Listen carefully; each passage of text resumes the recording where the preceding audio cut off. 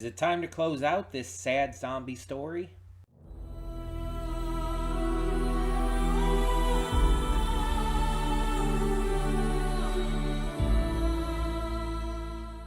Hey everyone, welcome to Prince of the Gay. I'm your host Connie, and today we are here with my blind reaction to episode 7 of Undead Unluck. And yeah, last time we began probably one of the saddest zombie stories I've seen. And I've seen quite a lot of zombie stories, and there's a lot that have sadness to them. Like Train to Busan has a lot of sadness in it. Um and oh, what is it? Oh, the third Night of the Living Dead?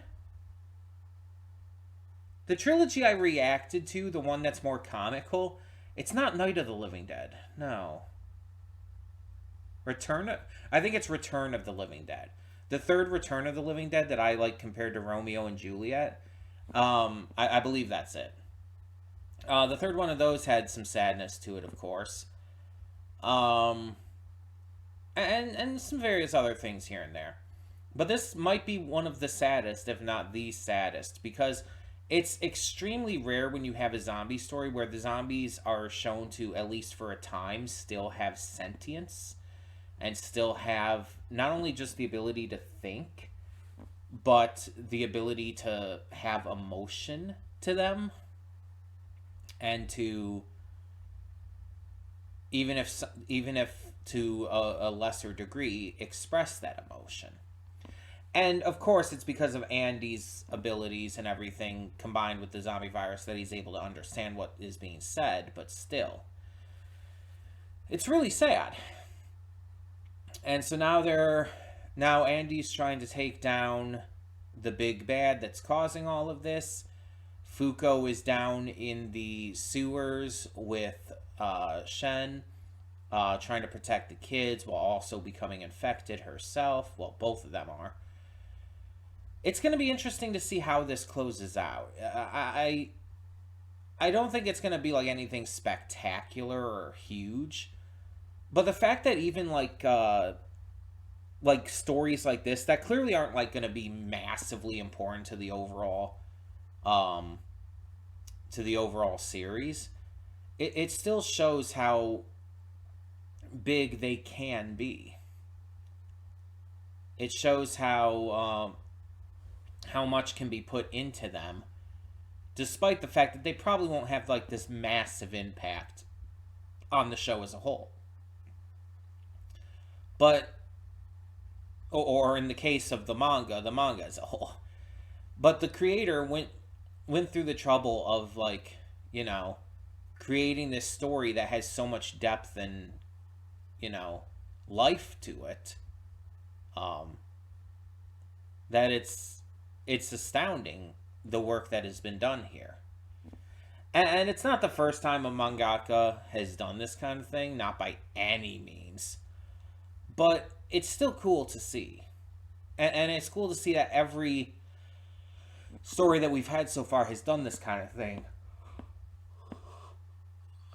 Excuse me.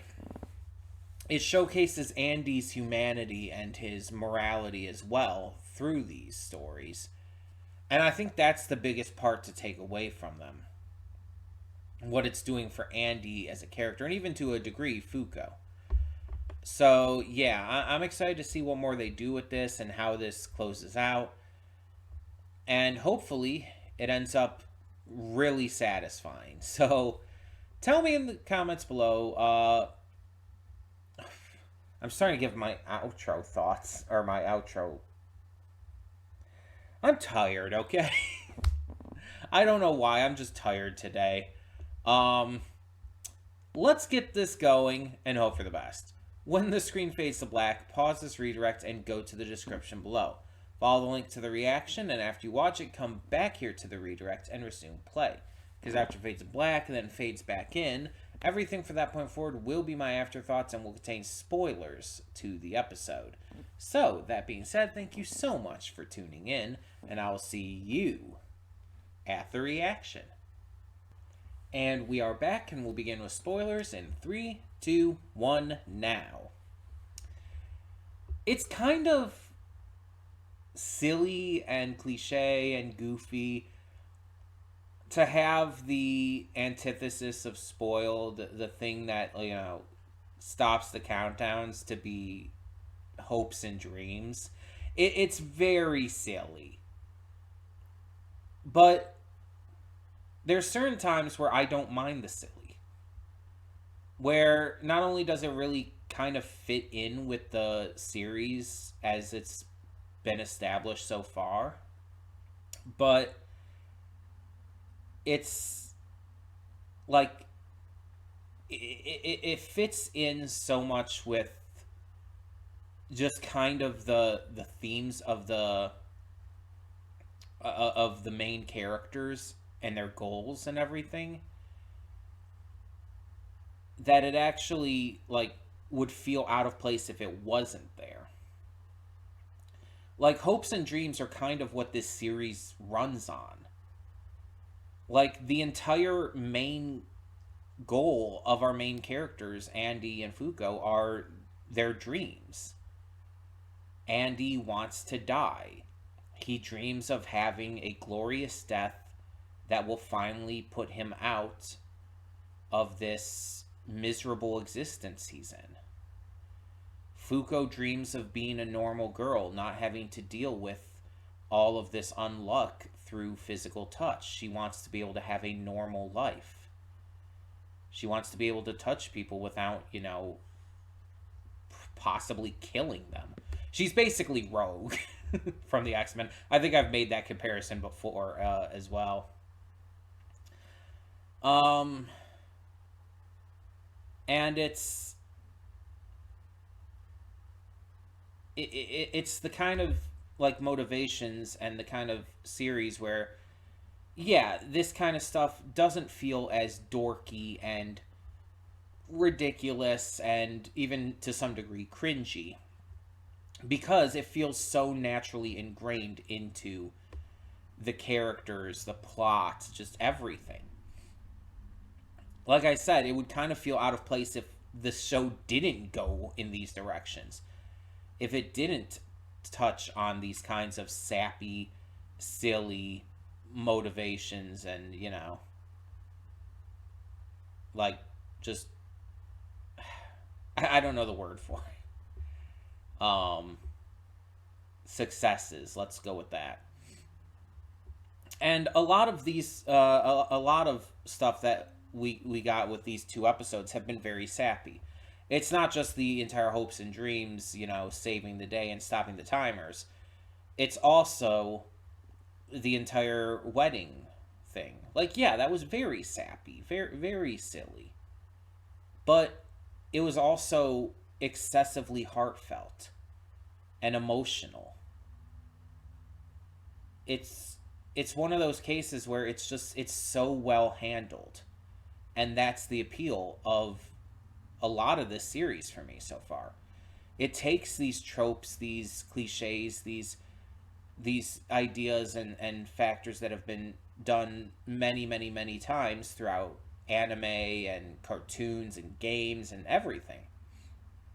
But it presents them in a way that, instead of making them feel cringy, they elicit true positive emotion.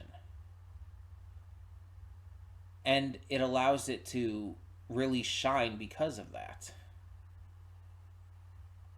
Like, I got very teary-eyed in this episode after having had the same thing happen last episode.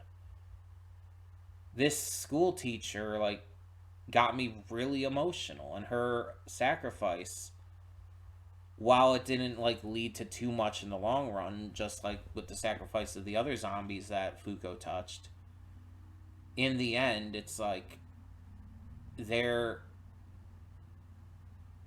actions were still invaluable to this fight. And so we got to see, like, what this all came down to, and again, how hope and dreams are kind of like the key factor here. Also, the Statue of Liberty just got destroyed, by the way. Let's not forget about that just happening out of the blue. But yeah, in all seriousness, this was pretty insane and very emotional. And now that the way to defeat, or at least reject, in a way negate the spoil has been figured out, our trio's going to definitely be able to turn this battle around, even with spoil in its second form, hopefully final form. This is going to be like a really cool end to this fight, or as Andy would say, wicked. I think this is going to be interesting. Also, we found out what oh my god, why is his name escaping me? They just said his name, and I hadn't been forgetting his name either. Shen. I don't know why his name escaped me for a second there. But we found out apparently what Shen's dream is. Shen wants to be the best in the world. Which, mind you, is like a very vague expression of a dream. It's like, what does that mean exactly? Best in what way? But it's like, it's not like a bad dream or anything. I feel like there's some people who would try to paint that as like a negative dream, like or like an egotistical dream, but it's like not necessarily. Because there could be many reasons why he wants to be the best in the world. It could be for the sake of protecting others. It could be for protecting a very specific person. It could be for something else. I don't think we have any real reason to believe Shen is like a bad guy or anything. In fact, everything kind of seems to point to the opposite. But it's just like there's a lot about him we still don't know. And we still haven't even really figured out how his negator abilities work. That was something I was thinking we were going to find out during this mission. But we, at least so far, haven't really clued into that. He's used them a couple times, but it hasn't really been, you know, the focus for obvious reasons. But yeah, it's gonna be interesting to see how they defeat it, because just like, you know, again, to use the term, negating the countdown, that's not going to be enough to actually defeat Spoil. Spoil is excessively strong, especially in this second form, and they need more than just negating the timer, I feel. So the question is, what now? What are they going to do to actually, you know, stop it? I guess we'll find out next time. Just as a reminder, though, there is not going to be any Undead Unluck next week. Just reminding you that we are going to be on spring break. So Undead Unluck will return 2 weeks from today. And I'm very excited to see more, so it's gonna suck having to take a week off, but it's one of those things I think I can handle. It'll make coming back to it feel all the sweeter, you know? But yeah, I'm really loving this series so far. Like, a lot more than even I really considered I would. So, tell me in the comments below, what did you think of this episode of Undead Unluck? And for now, I'm Connie, and I'm signing off. See y'all next time.